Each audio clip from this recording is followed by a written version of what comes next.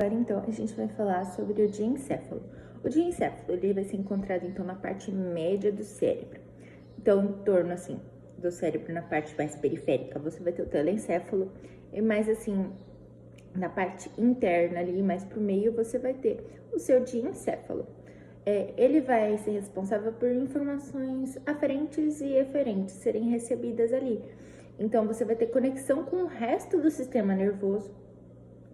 E através disso você vai ter informações que vão entrar e informações que vão sair. Agora a gente vai falar das funções do diencéfalo. O diencéfalo ele tem função sensitiva, então ele vai modular ali as aferências do sistema nervoso central sensitivo. Então aquelas que vão para o sistema nervoso central, né, da periferia para o sistema nervoso central, essas aferências, vão ser recebidas pelo diencéfalo. Você vai ter um controle ali do diencéfalo. As motoras, então você vai ter também uma estação entre os núcleos da base, o córtex e o cerebelo. Você também vai ter função emocional ali. Então, ele é responsável por relacionar o sistema límbico com o córtex pré-frontal. Então, o sistema límbico e o córtex pré-frontal, ali onde você vai ter uma região das emoções, por assim dizer, da memória, do comportamento, está relacionado, então, com o diencéfalo, né? Tá contido ali. Aí você vai ter também a regulação do ciclo circadiano. O que eu tô querendo dizer com isso? O ciclo circadiano é conforme vai ser no seu dia. Quando, por exemplo, seu corpo começa a acordar, os seus nervos, nossos neurônios, você começa a perceber isso. Os seus hormônios, eles vão estar diferentes no começo do dia e no final do dia. Entendeu? Você vai ter uma regulação desse ciclo circadiano. Por exemplo, na hora que já tá ficando a noite, o seu corpo ele já vai meio que associando isso que já tá na hora de dormir. Como consequência, então você vai ter uma regulação da consciência e do sono. Então você vai ter também a homeostase corporal, então ele vai garantir o equilíbrio corporal.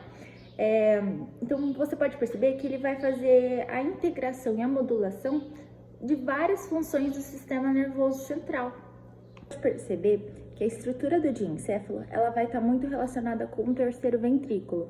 Então, muitas das suas estruturas vão estar localizadas por ali. O terceiro ventrículo ele vai ser uma cavidade no diencéfalo ímpar que vai estar conectado com o quarto ventrículo pelo aqueduto cerebral e vai estar ligado aos ventrículos laterais pelos seus respectivos forames intervertebrais. Eles são duas massas ovaladas localizadas laterodorsalmente no diencéfalo. Então, eles vão estar lateral ali no terceiro ventrículo. Ele é feito de substância cinza, tá? E a sua função ele é um centro de integração de impulsos nervosos. Então, ele vai processar as informações dolorosas, térmicas, táteis, o controle da vigília e do sono. Então, o tálamo ali, ele vai ter aquela função de aferência ali do sistema nervoso central. Então, vai chegar aquela informação sensitiva para o tálamo e ele vai processar essa informação, se ela for dor, se ela for térmica, se ela for tátil, tudo aquilo que está em contato ali, toda essa informação que está chegando ao seu sistema nervoso central. O tálamo está localizado numa área abaixo ali, uma área pequena ali abaixo do tálamo, tá? O hipotálamo, ele é composto pelo tubo cinéreo, pelos corpos mamilares, pelo quiasma óptico e pelo efundíbulo, tá? Ele vai ter a função ali de ser relacionado com atividade visceral. Então, o que isso significa dele estar relacionado com atividade visceral? Ele regula o sistema nervoso autônomo. Então, o sistema nervoso autônomo, que é aquele que está relacionado com as vísceras, né, com o músculo liso, com o músculo cardíaco, com as glândulas, vai ser controlado pelo hipotálamo. Por quê? Você vai ter o controle ali das glândulas endócrinas que vão fazer homeostase corporal.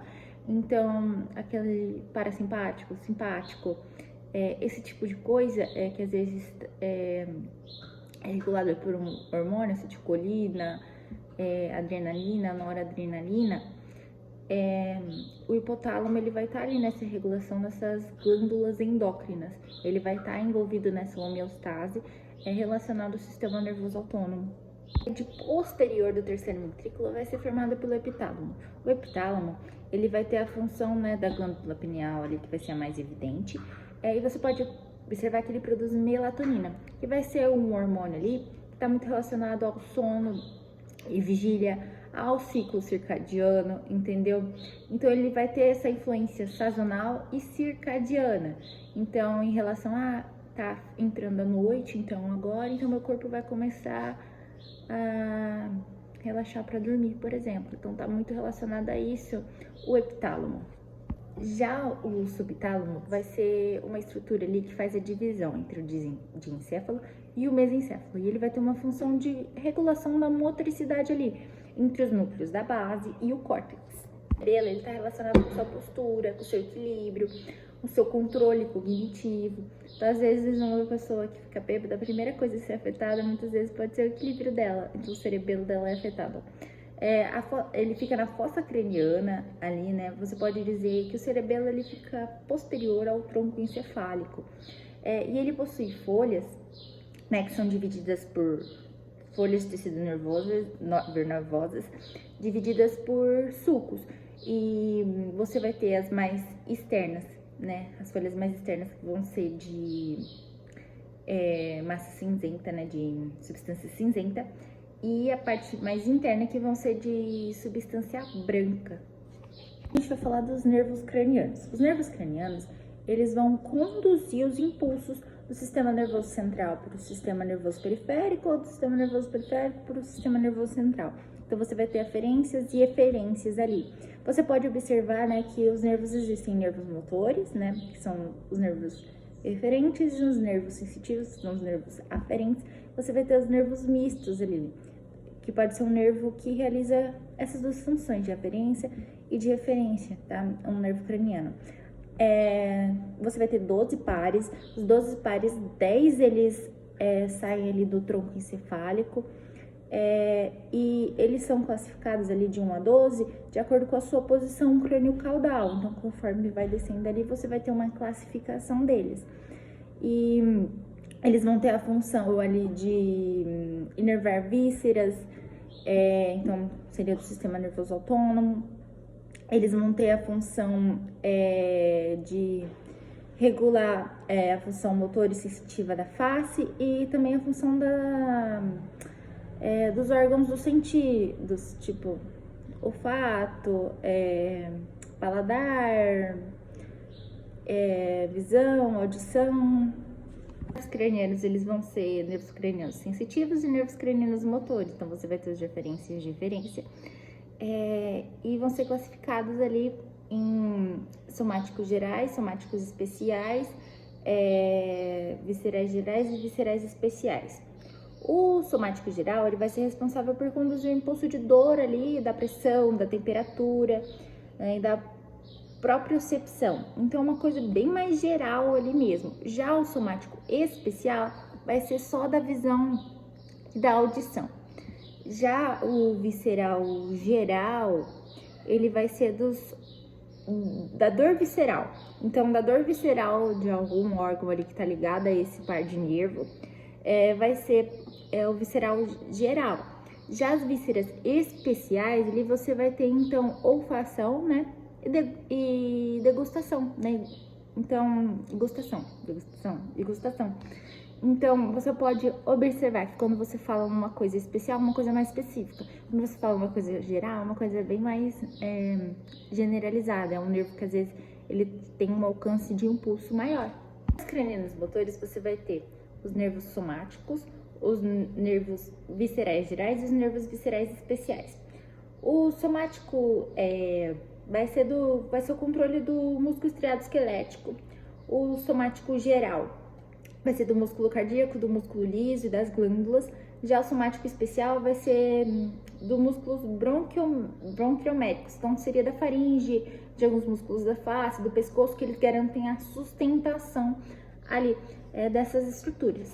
O olfatório, por exemplo, ele vai ser um nervo aferente, então a informação ela vai entrar, somática especial.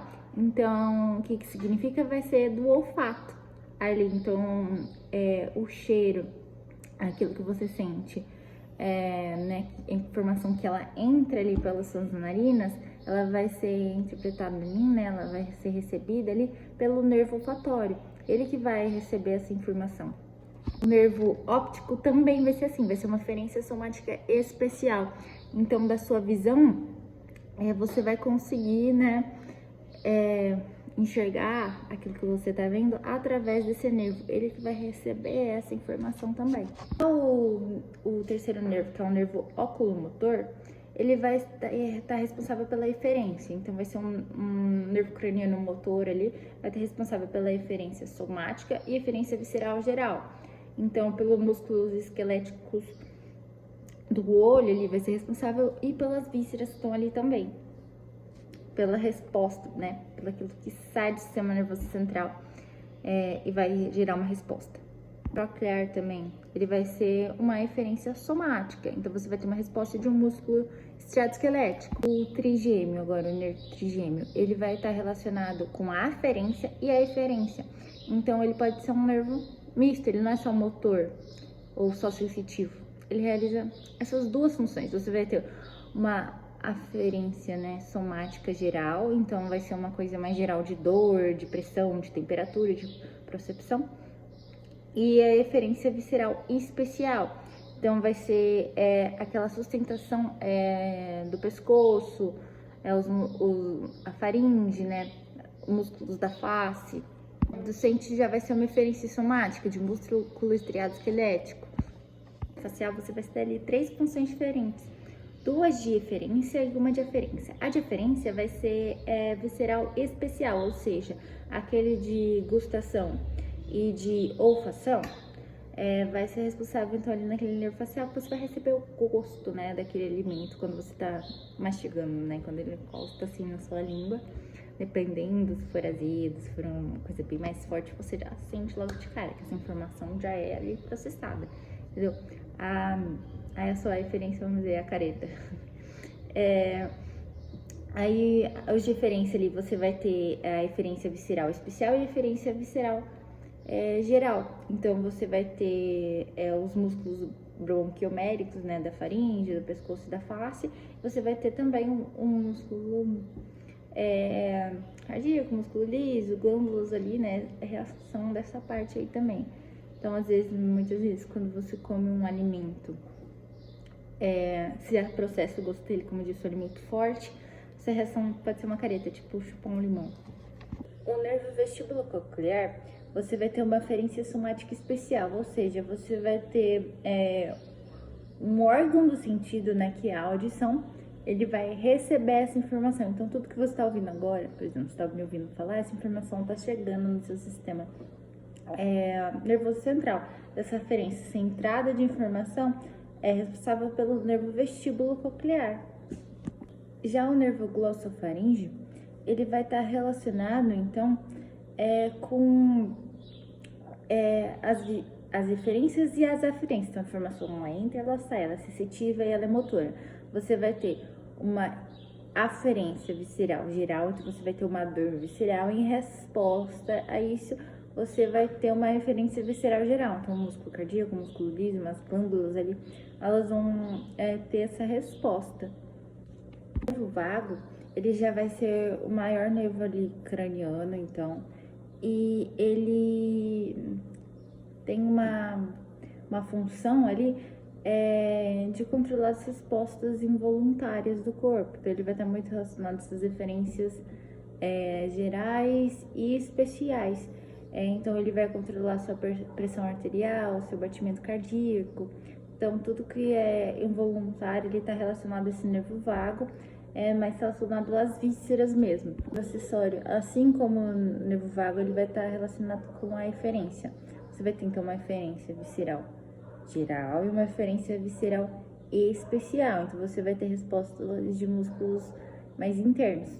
Já o nervo hipoglosso, né, que é o último par de nervo ali, o 12, ele já vai ser uma eferência somática. Então, você vai ter uma resposta do músculo estriado esquelético. sistema límbico, ele já vai ser responsável pelas suas emoções, pela memória, pelo seu comportamento. Você vai ter muito uma regulação desse sistema. O hipotálamo, ele está relacionado com esse sistema límbico. É porque ele faz essa homeostase, ele está responsável, né, pelas glândulas ali. E o sistema límbico, ele vai regular essas emoções. Então, o hipotálamo, ele está relacionado a isso. Então, o giro do cíngulo, o giro parahipocambal, o hipocampo. Você vai ter muitas informações ali chegando, sendo processadas, linhas de pensamento, de memória, de comportamento, né, de emoção. Então, você vai ter essa homeostase ali tentando ser controlada pelo sistema límbico. O límbico, por exemplo, pode estar relacionado à depressão.